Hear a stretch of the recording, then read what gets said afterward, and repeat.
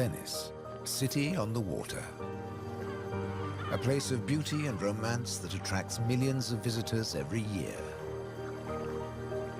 Just a few steps from the well-trodden tourist routes, there's a very different Venice, one populated by fascinating creatures.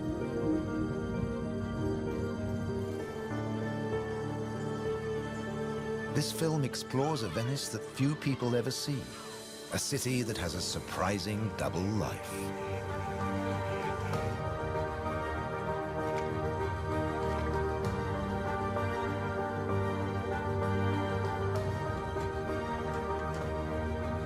There are secret places and wild creatures in this watery world that most outsiders never discover. In the skies above,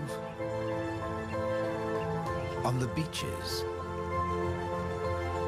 and in the canals are the true Venetians that live in every hidden corner of the city and the lagoon.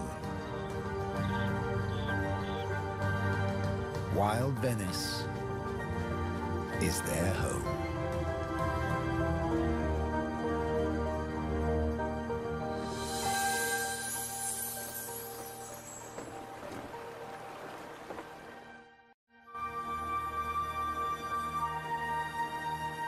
The city of Venice is built on sand, in a lagoon between the sea and the land. First formed from river sediments, man has since created an ecosystem as fragile as Murano glass. Covering 550 square kilometers, it's one of the largest wetlands in the Mediterranean. Flamingos arrived at these Venetian waters quite recently. They crisscross the Mediterranean from North Africa to France's Camargue, to Sardinia, Tuscany, and now Venice.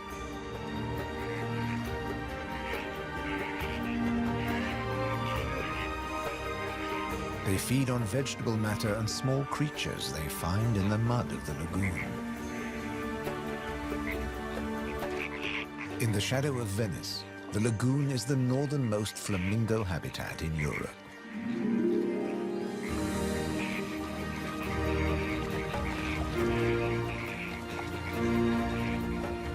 They're here now, but in a few weeks, many will move off again to find richer pickings.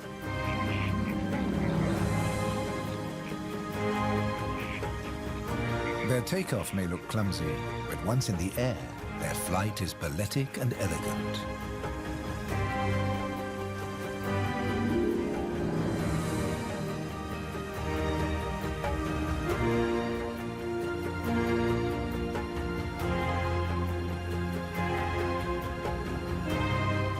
And before too long, they'll return to the safety of this lagoon, tucked between the sea, the city, and the Alps. The distant peaks helped form the lagoon. The mountain streams washed their rocky sediment towards the sea to make this habitat.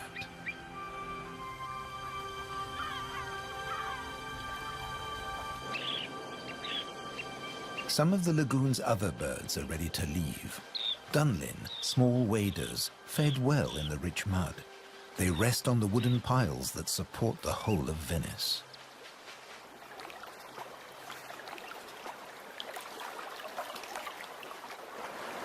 It's spring, time to head off to their northern breeding grounds.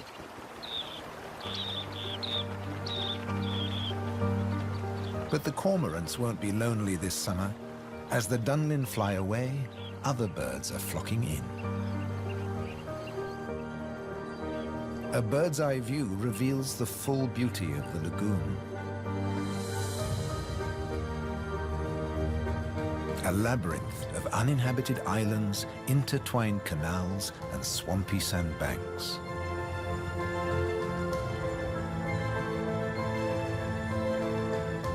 These marshy wetlands are known as the Barene. To survive here, plants need to like salt water and flooding. Natural arteries called gabi meander through the brackish gardens, keeping the lagoon alive. The same waters flow through the city. The curving streams between the islands became the magical canals of Venice.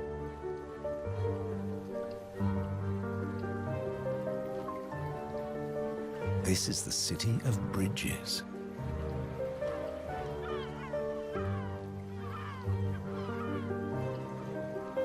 Visitors are mesmerized by the romance of the canals and the ancient architecture, and often miss the smaller, wilder sights around them.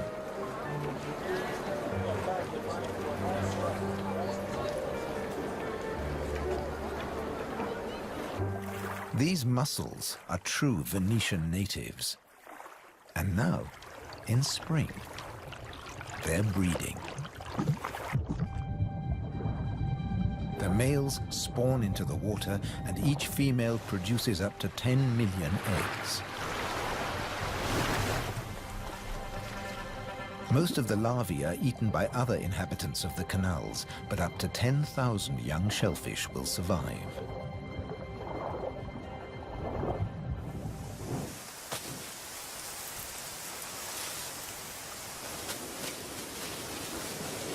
Just beyond the city, colonies of birds are breeding too.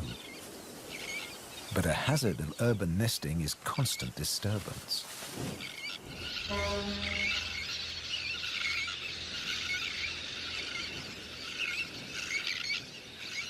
Little terns will quickly fly back to their eggs and can miraculously find their own nest scrapes in the crowded colony.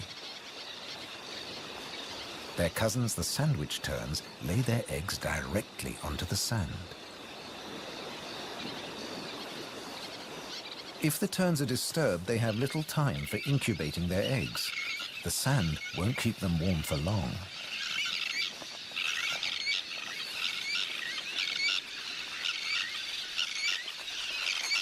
And left out in the open, they could be an easy target for predators.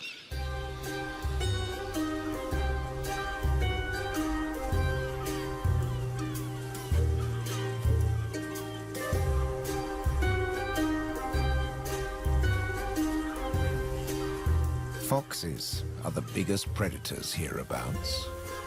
But from the air, he's easy to spot. The birds make it known he's not welcome anywhere near their nests.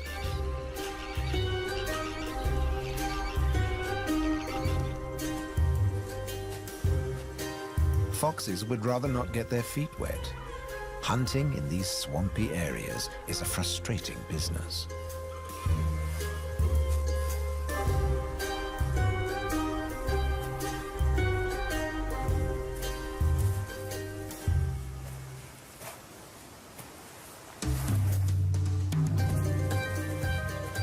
The grand leap disturbed another nesting bird. Now it's a question of following the scent.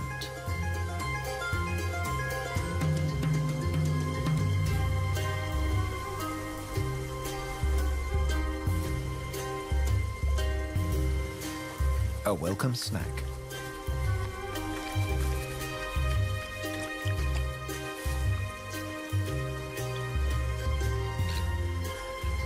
Just beyond the sand dunes is the busy colony.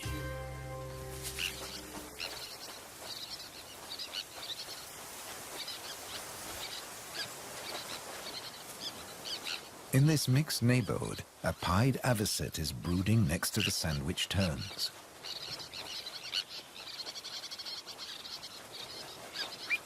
With nests so closely packed, there can be conflicting territorial claims with the common terns.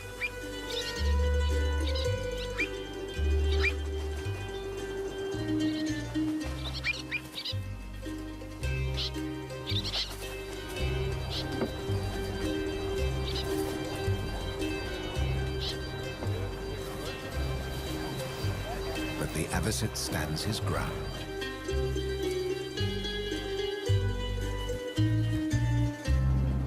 The Grand Canal is the main waterway of Venice, dividing the city in two.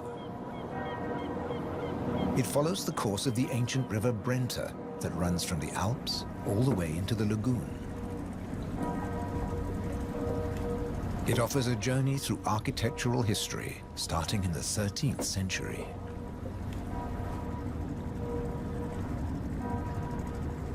The banks of the Grand Canal have other surprises to offer, like Palazzo Malipiero's Rose Garden.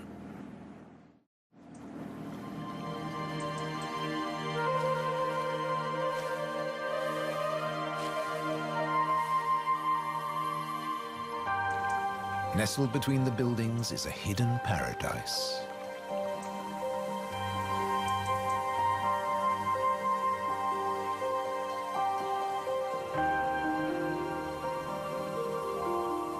Now owned by a modern-day countess, it has been restored to its full glory, and no detail has been left to chance.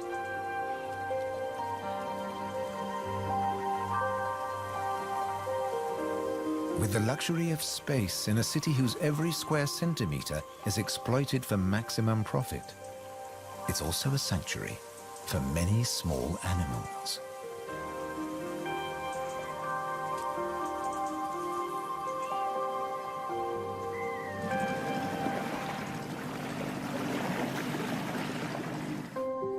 Every day, more than 50,000 tourists visit Venice. When the sun begins to set, the city's waterways empty. Venice belongs to the wild Venetians.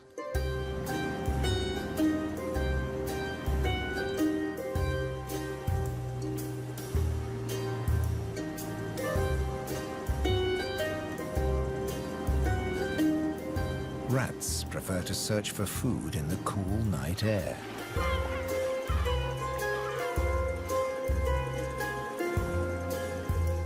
But they're not alone.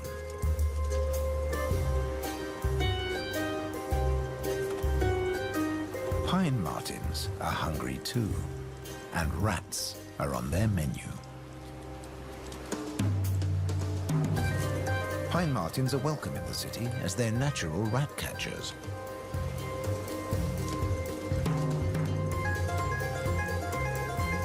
Agile, with a keen sense of smell, they can find and follow any rat.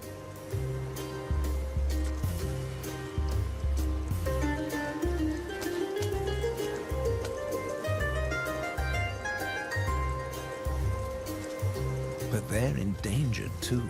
Since the rat population boomed, ironically, many martins have been killed by rat poison. The rat won the day, and the pine marten has to settle for dessert.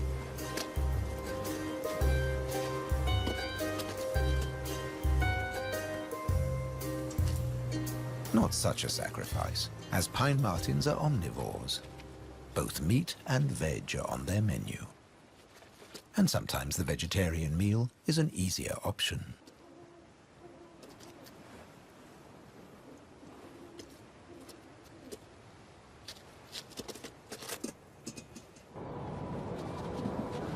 As the rat prepares to sleep, the city of Venice is beginning to wake up. The floating vegetable stalls are the first to move into action.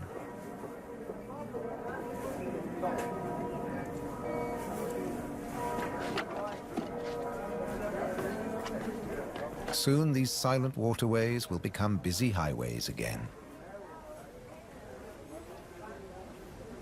In the 18th century, over 8,000 gondolas navigated the Venice canals. Now there are only about 400 left. Life in Venice may be moving with the times.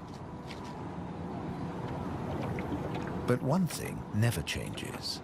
It dictates the daily rhythms of the city and the lagoon. Twice a day, the tide rises and falls as seawater washes in and out of the lagoon.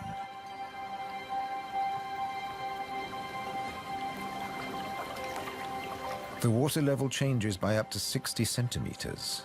Smooth lakes disappear into swampy wetlands, only to return hours later.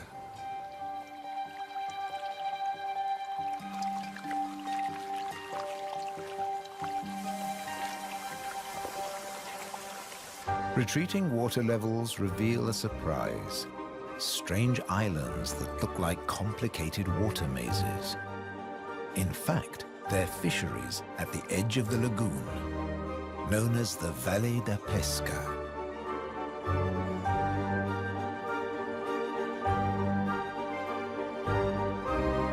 They've been worked by the same families for generations, using a simple but ingenious method.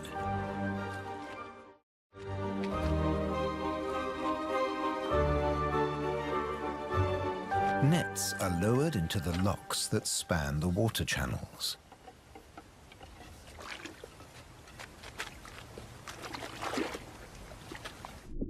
In the springtime, the locks bar the way to the young fish that stream into the lagoon to feed. The fishermen raise the nets and catch the small swarming fish in their thousands.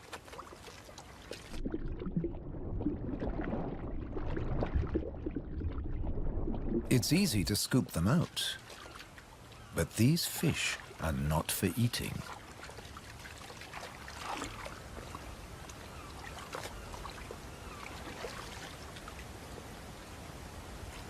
The fishermen place them on the other side of the bars and so trap them in the channels. Here, the spring fish are held under perfect conditions until they grow big enough to harvest.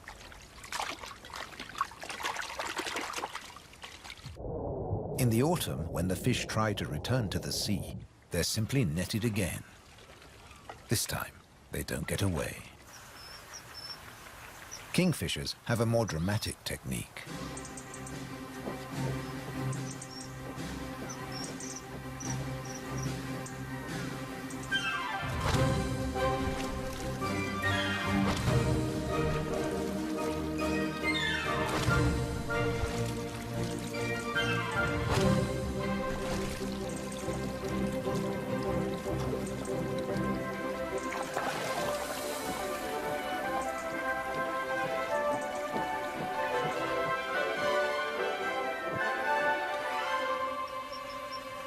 They catch up to 20 fish a day, but need even more if they have nests with hungry growing chicks.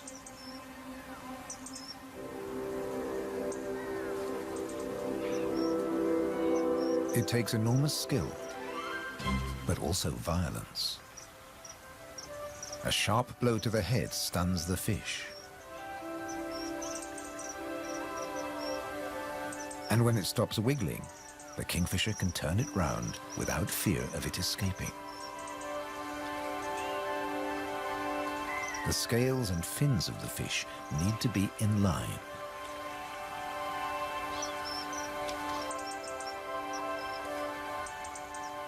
Now it's ready to swallow.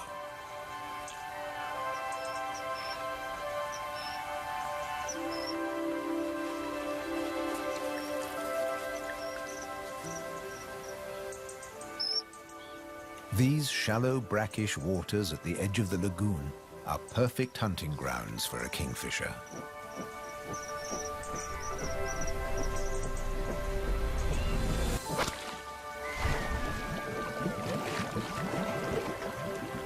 But not every dive is successful. They'll snatch the odd insect in the air, but 95% of the kingfisher's catch must be made underwater. The cormorant has an easier life, as does the little egret. And some don't even get their feathers wet while hunting. There are plenty of fish in the lagoon, but they're not only found in the wetlands. These waters flow through the city too. And there are fish to be caught in the canals. Beneath the bustling jetties of the famous vaporettos or water taxis, wildlife flourishes. Even here, the little egret can fish where the water is deeper and turbulent.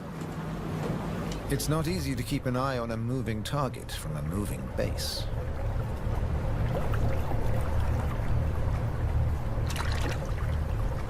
But persistence and patience pay off.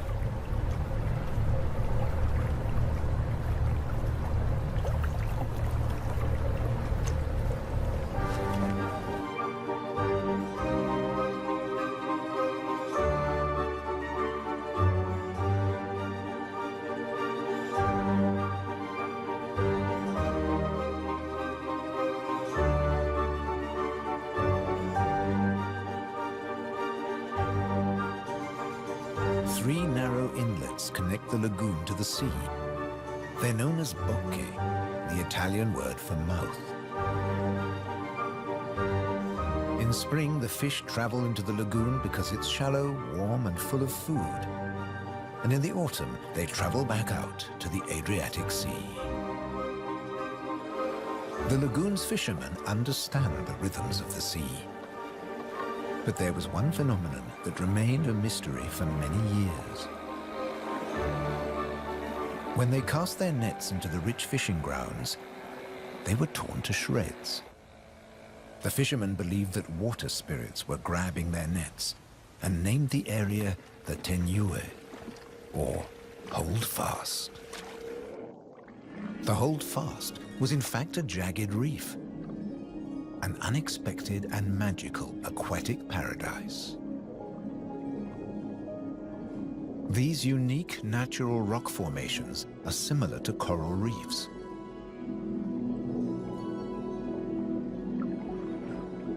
They're home to all kinds of remarkable creatures. Serpent stars, or marine annelids.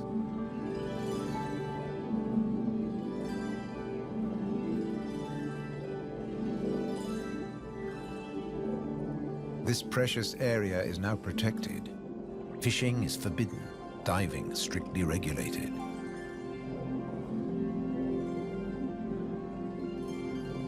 Even harvesting a shellfish delicacy like these canestrelli is banned.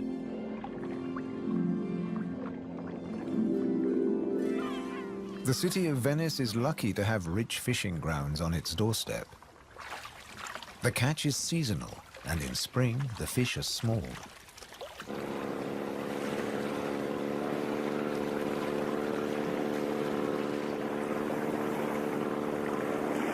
But the fishermen will go out, as long as they can find a buyer. Only the weather can hold them back.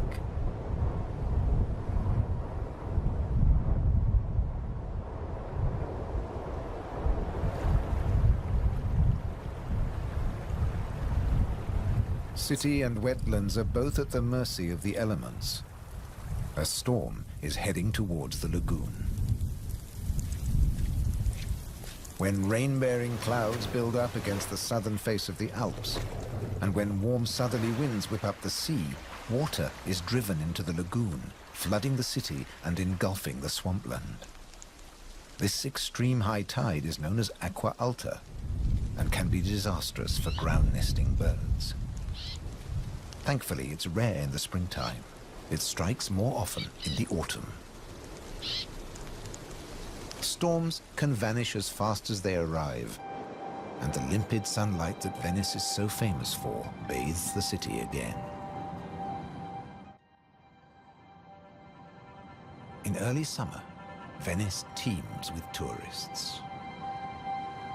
The Bridge of Sighs is a popular attraction, but few visitors realize that real Venetian life is happening just a short distance away. In the Giardini, a spacious and peaceful city park, there are some surprising residents.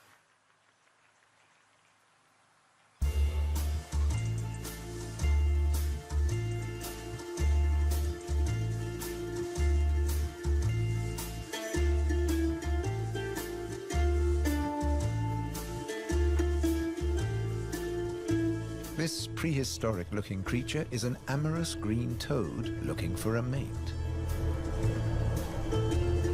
After all, this is the city of romance. But for a toad, finding a partner in a city isn't always easy. Even a quiet park is full of danger and disruption.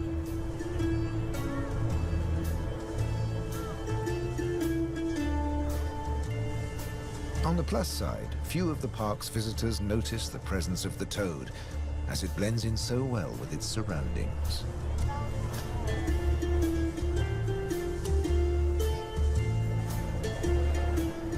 Another of the city's visitors is far more conspicuous.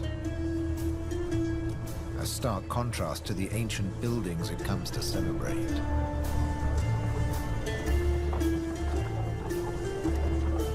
and a danger to the fragile city. The toad at last finds a more secluded waterside spot. Soft light, gentle fountains, the perfect place to mate. Venice is full of secret places hidden away from the main tourist routes. A traditional gondola repair shop nestles between the city's Zactere and Dorsoduro districts.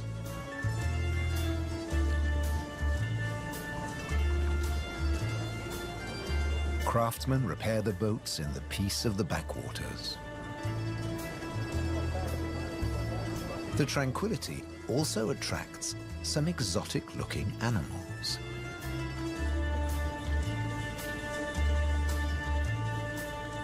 Geckos are not native to Venice, but they've settled in well here. During the day, they'll sun themselves on warm stone.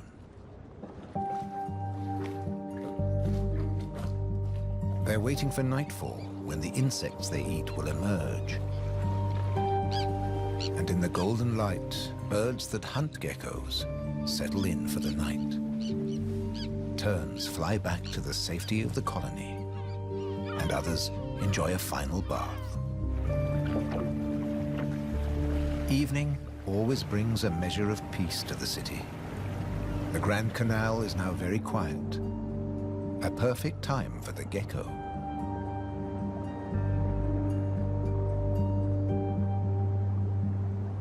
Geckos have evolved specially adapted feet that make them excellent climbers.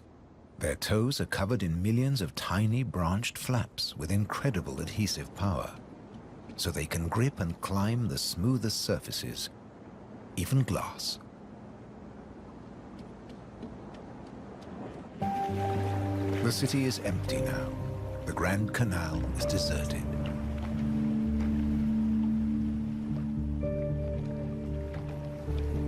The evening's activity has passed to Venice's bars and restaurants.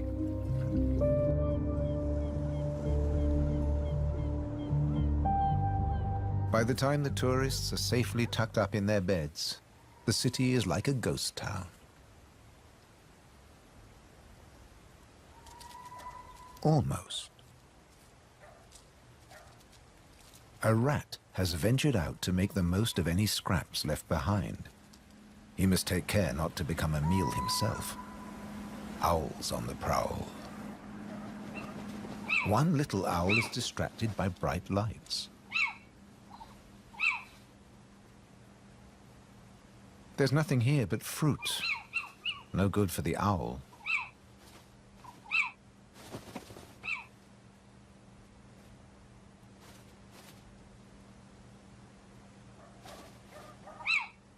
This house call hasn't paid off.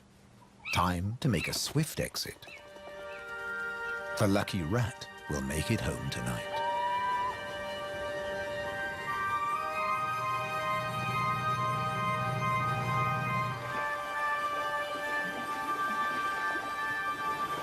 Cormorants bask in the morning sun.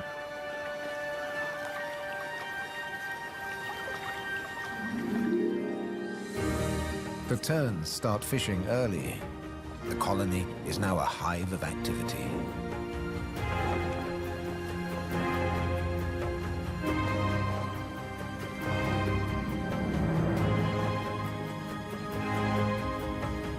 The first chicks have hatched. Exhausted from the effort of breaking out of the egg.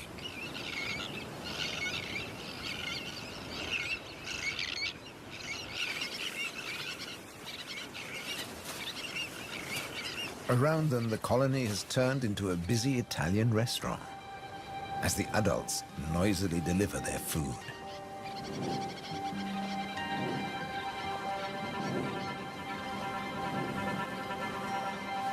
The chicks blend in well with the sand. Their cries for food are a new and insistent sound on the beach.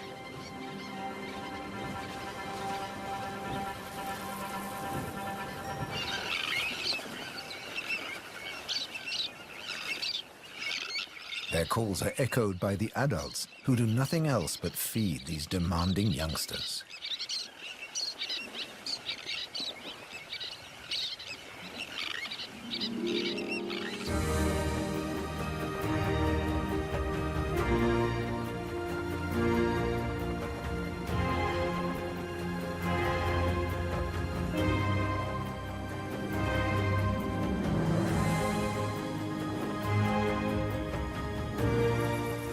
It's hot and humid, and the lagoon is at its most beautiful. The hot summer months are the quietest for the fishermen. They take advantage of this time to mend their nets. They work and even sleep here, with spectacular views of the surrounding wildlife.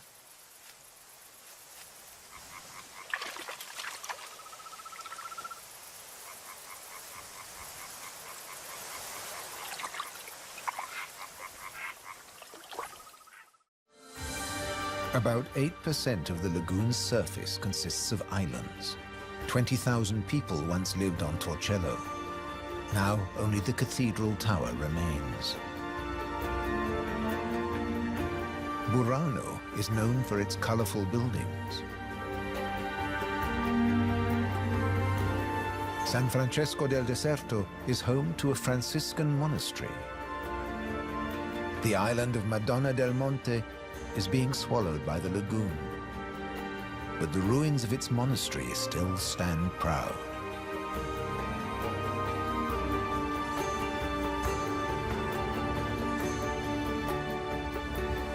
Enchanted places like this are an ideal refuge for wild animals.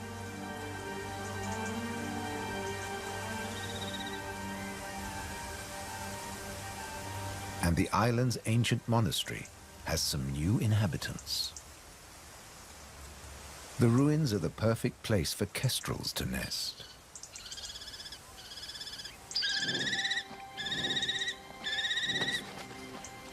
The hungry chicks are nearly as big as the adults and almost ready to fledge.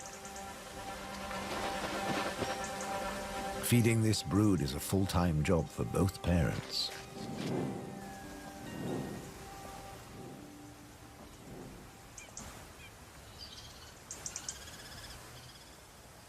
Finally, curiosity gets the better of the young birds and they start to emerge from their hiding place.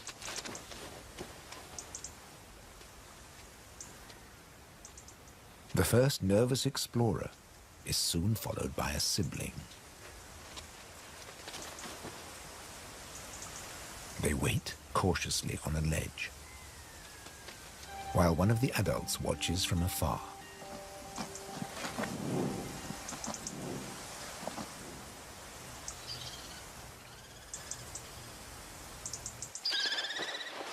Their mother returns with food, and the young kestrels jostle to get to the front of the queue.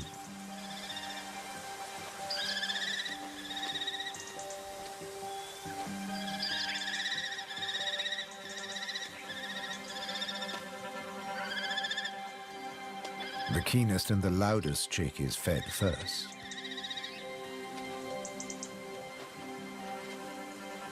Soon the food parcels will stop. It's almost time for the young to leave the nest and fend for themselves.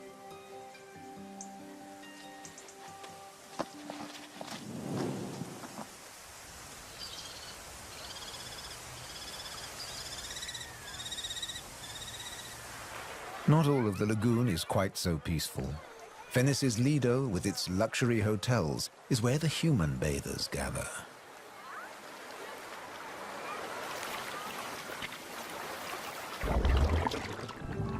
But even here, you can find wild beauty and tranquility.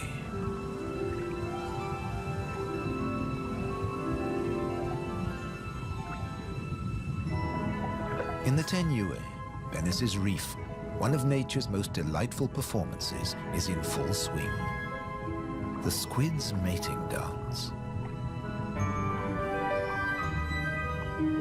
The pair move together like synchronized swimmers as waves of rainbow colors pulse along their bodies.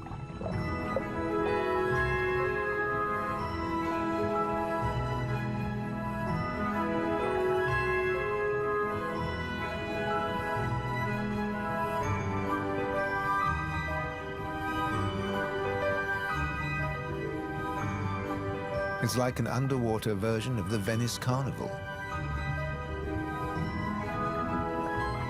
complete with face masks and disguises.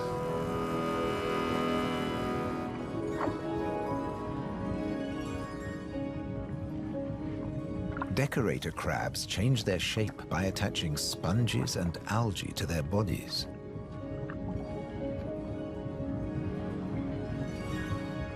These bizarre disguises are excellent camouflage. The crabs creep past their neighbors and predators like living rocks from the seabed.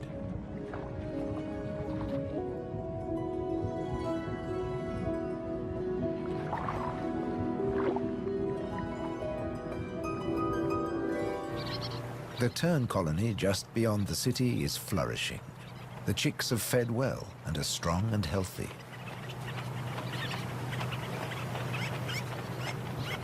The young birds are gathered in a creche, with 1 or 2 adults looking after them all.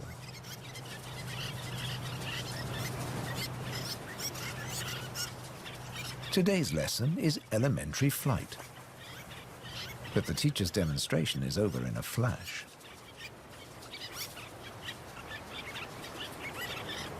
The young birds flap their wings to exercise their growing flight muscles, but they're not ready to take to the air yet.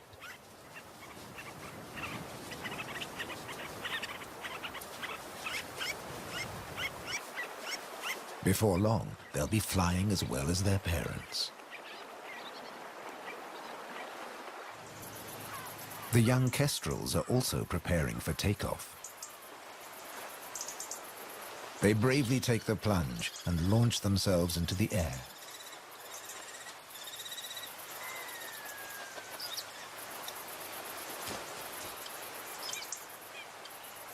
Dropping from a height makes their first flights easier. Once in the air, they're in their element and can glide and flap back to safety.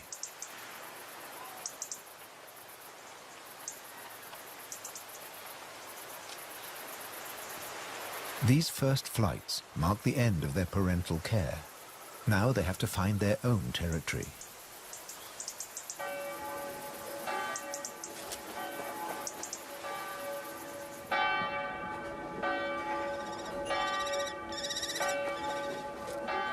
One of the kestrels has made its way to the nearby island of Burano.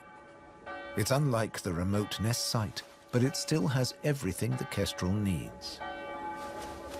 Just like the ruins, the brightly colored walls offer protection. These birds are welcome visitors, and the people here seem happy to have a kestrel watching over them.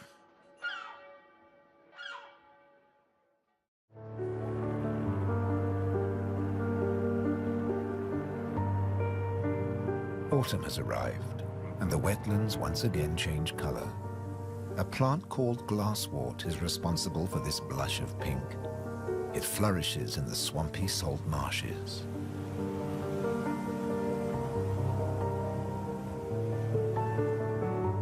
The first autumn mists mark the end of summer. The bright, humid days give way to cooler, grayer hues. The sea and the sky seem to merge into each other. Now in September, the sea is generally calm. But from the autumn equinox, there are high tides. And sometimes, Venice floods. For now, the water is still and shimmers like liquid mercury. When the temperature drops, the beaches are finally too cold for tourists. Animals better equipped to bear the chill reclaim them. A hungry fox sniffs along the shore looking for food.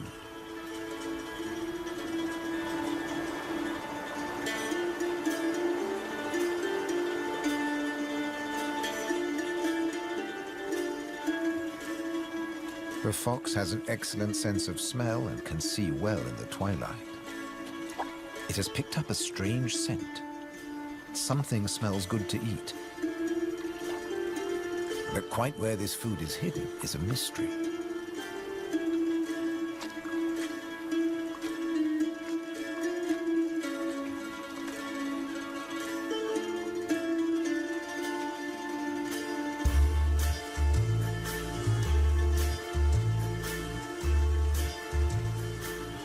Crabs have been crossing the beach, leaving behind a number of trails, and the fox is very confused.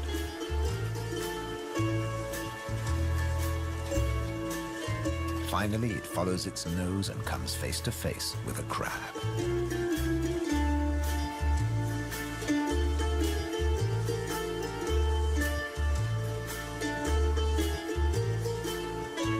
It's an unequal battle, but the crab has the advantage of armor and weapons.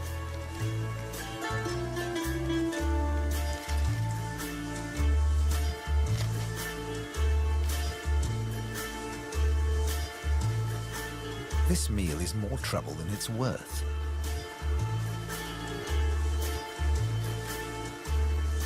There must be easier pickings. The crab, dazed but victorious, moves off to a more secluded place.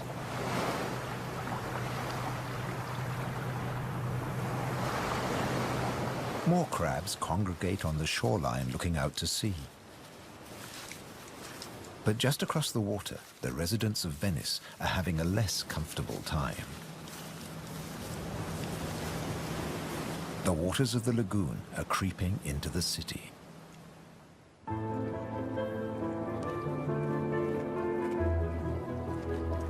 The autumn tides are getting higher, and water is seeping up through every available crack in the stones. The threat of acqua alta, the extreme high tide, is increasing every day.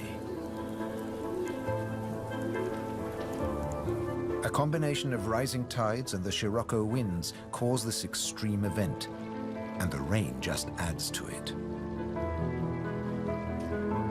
Much of the city is only just above sea level, so there's very little to stop the floodwaters.